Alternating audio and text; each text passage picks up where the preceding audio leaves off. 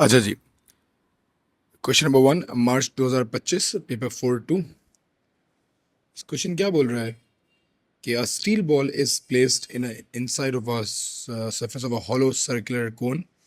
The ball moves in a horizontal circle at a constant speed. So ये ball जो है इस कोन के अंदर horizontally मूव कर रही है. It's the case of horizontal conical circular motion. ठीक है.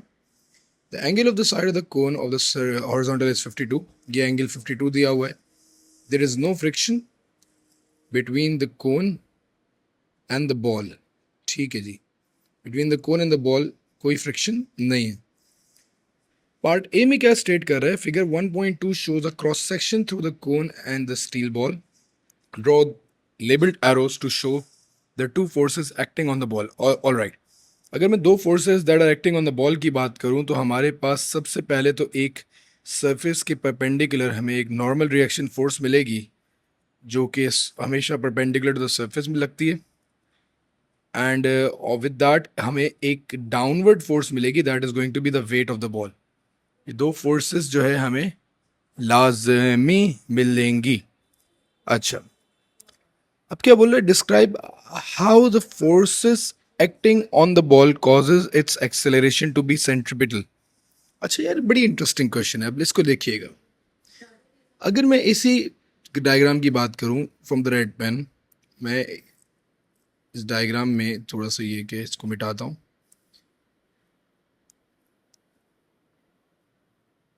अब हमारे पास इन नॉर्मल रिएक्शन फोर्स के दो कंपोनेंट बनेंगे, एक और दूसरा. ठीक है जी.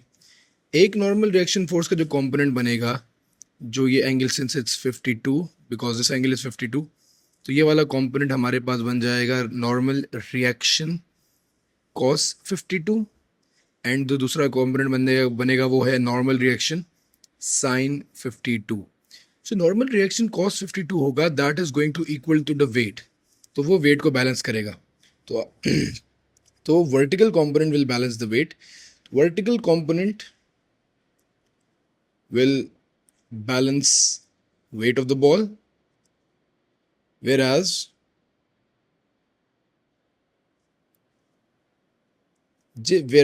जो हमारा horizontal component है, horizontal component of force will provide the resultant force for this acceleration to be centripetal, will provide centripetal force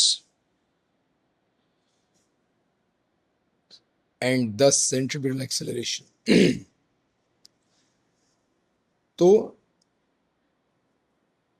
हमारे पास ये कॉन्सेप्ट बहुत ज़रूरी है दैट वर्टिकल कंपोनेंट जो है it will balance the weight of the ball, whereas horizontal component will provide centripetal force and thus centripetal acceleration.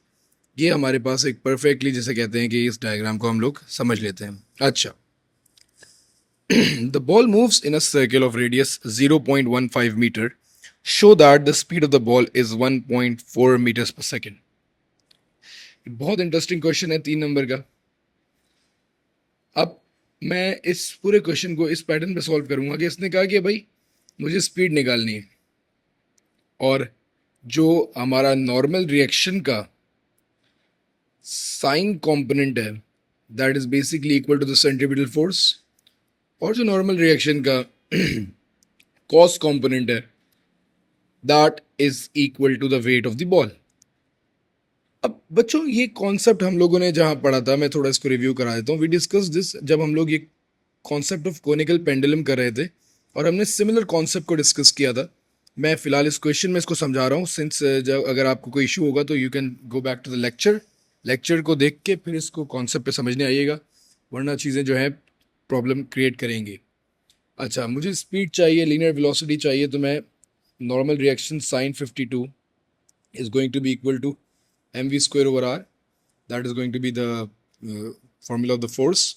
अच्छा, normal reaction cos 52 is going to be equal to mass into gravity, that is equal to the weight. मैं दोनों equations 1 और 2 को आपस में divide कर देता हूँ. 1 divided by 2 I would be left with normal reaction sin 52 is equals to mv square over r divided by normal reaction cos 52 is equals to mg. इस बात को कंसिडर कीजिएगा, रिएक्शन रिएक्शन कट जाएगी, sine और cos divide करके मुझे tan दे देंगे.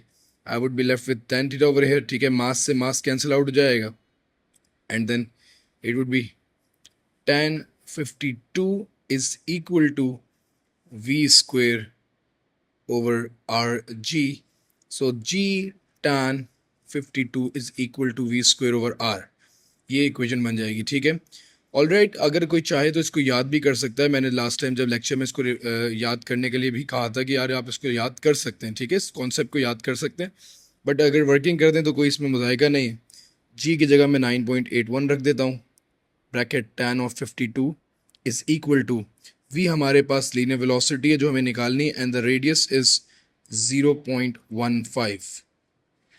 आप क्रॉस मल्टीप्लाई कर देंगे 9.81 tan bracket tan 52 and then multiplied by 0.15.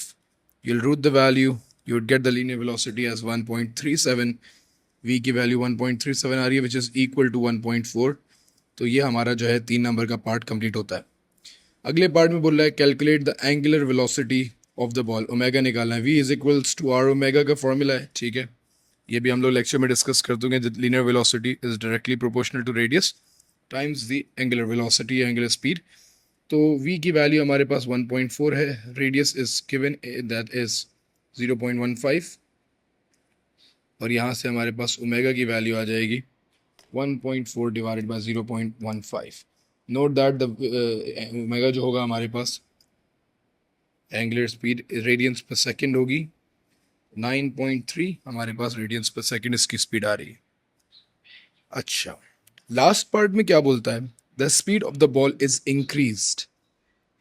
Explain why the radius of the circular path of the ball increases. अच्छा, जब ये बॉल की स्पीड बढ़ती है तो ये रेडियस ऑफ द बॉल बढ़ेगा. ठीक है, टू मैच दैट. इसकी वजह क्या है कि स्पीड डायरेक्टली प्रोपोर्शनल होती है रेडियस के, क्योंकि इस फॉर्मूले के अगेंस्ट अगर इस बात को समझा जाए तो हम ओमेगा को कांस्टेंट रखते हैं, क्योंकि अगेन ओमेगा तो एंगुलर स्पीड है तो एंगल तो सेम 360 मैक्सिमम 2 पाई ही कवर होता है. तो अगर स्पीड ऑफ द बॉल बढ़ाई जाए सेम ओमेगा पे, क्योंकि एंगुलर स्पीड चेंज नहीं हो सकती इसमें डेफिनेटली, तो हमारे पास automatically radius of the path increase होता है. तो आप इसको लिख सकते हो कि since v is directly proportional to r,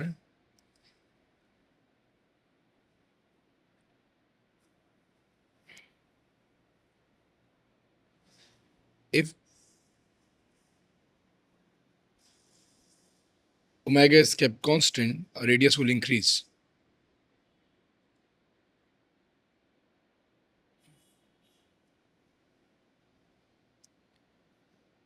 ये इसका आंसर हो जाएगा. परफेक्ट. अच्छा,